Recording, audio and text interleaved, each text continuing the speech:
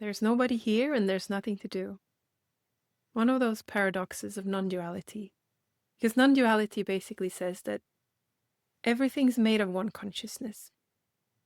What I am made of is the same essence as the whole world is made of, is the same essence that's alive in you. So basically, what I sense as a personal self doesn't really exist.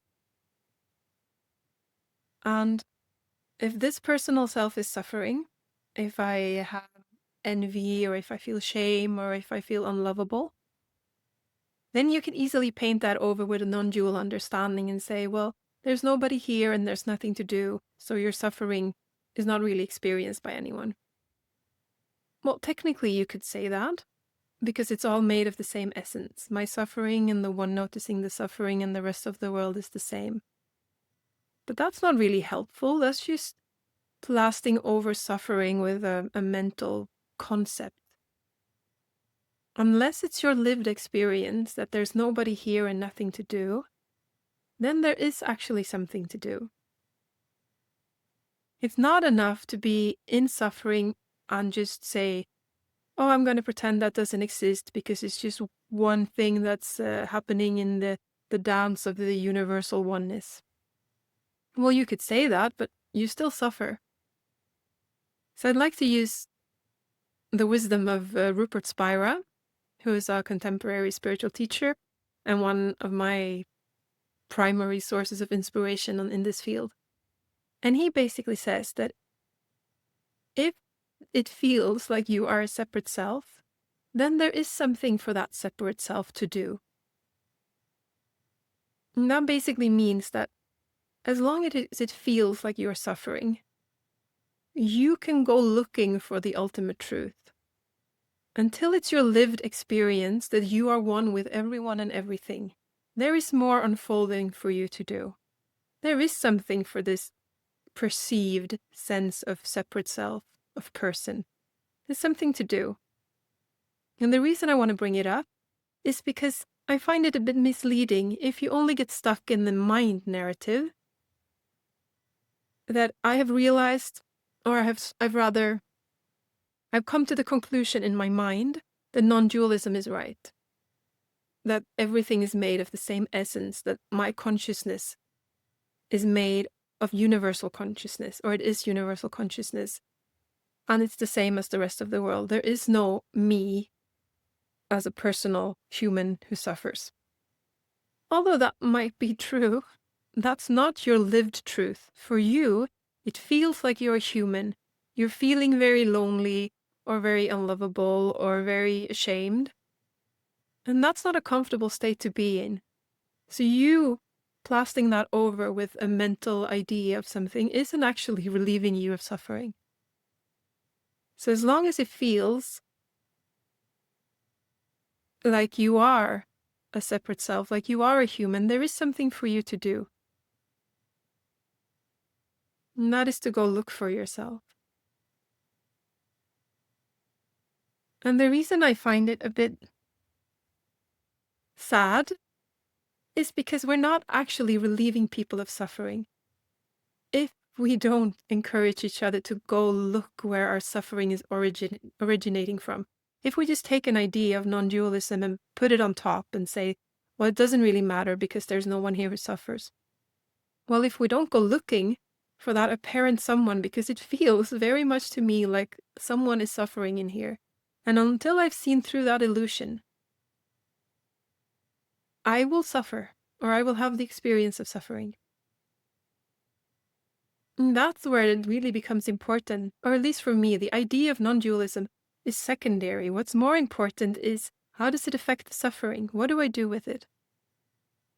So what Rupert says is, if you feel like there is someone who's suffering, well, go look for that someone. Dig deeply. And how do you go look for it? Well, this is the irony of it, because you can't really go look for it in the sense that I can go look for everything else except for the one who's suffering. Because the one who is suffering is the one who's looking. It's almost like a flashlight. Like, it can shine its light on everything.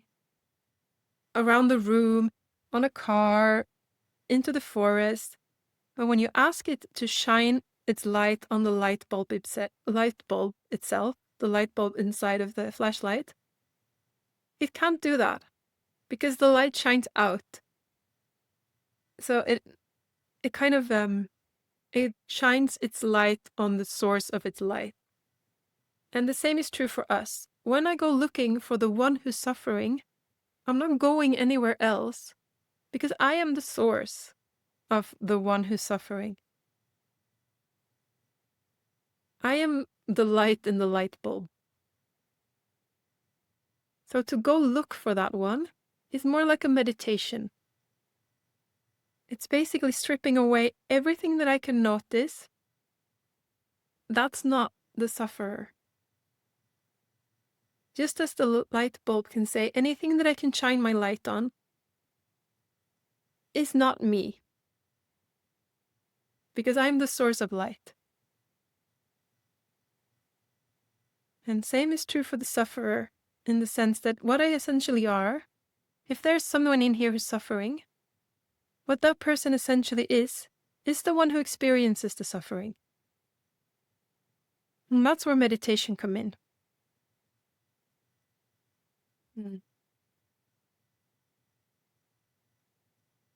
So the doing is in looking at the constructs we have around the one who's suffering and remove them slowly.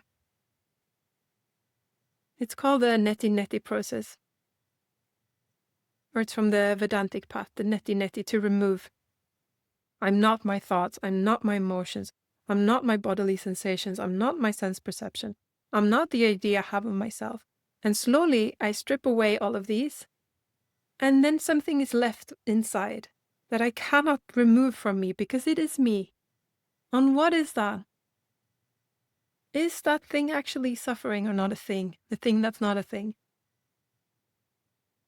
And if it's possible, we don't need to go the Neti Neti path. We don't need to remove these things. We could take the direct route there. We could just be there because we're it. But until that's our lived experience, there is something to do. We don't need to settle for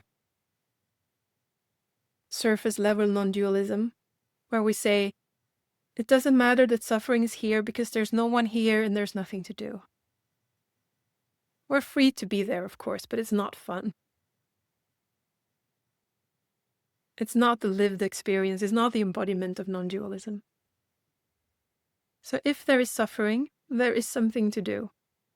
If there is the experience of a person suffering, then there is something from that person to do. And that's what this channel invites. Not to give answers. I don't have the answers. I'm just on this journey as everyone else. But to invite curiosity, to explore what we do know, what do we not know? How can we stay in this place where the mind can't reach?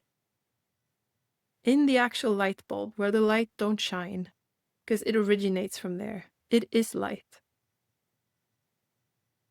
The embodiment of non-duality, the isness of life. Let's not stop at a halfway point and only get the mind on board. Let it be our lived experience. Let us liberate ourselves from suffering. If there is someone there who's suffering, there's something for that somebody to do.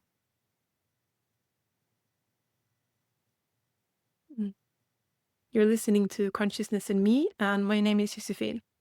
And if you have any thoughts or any experiences, anything you'd like to share, please do so in the comment section.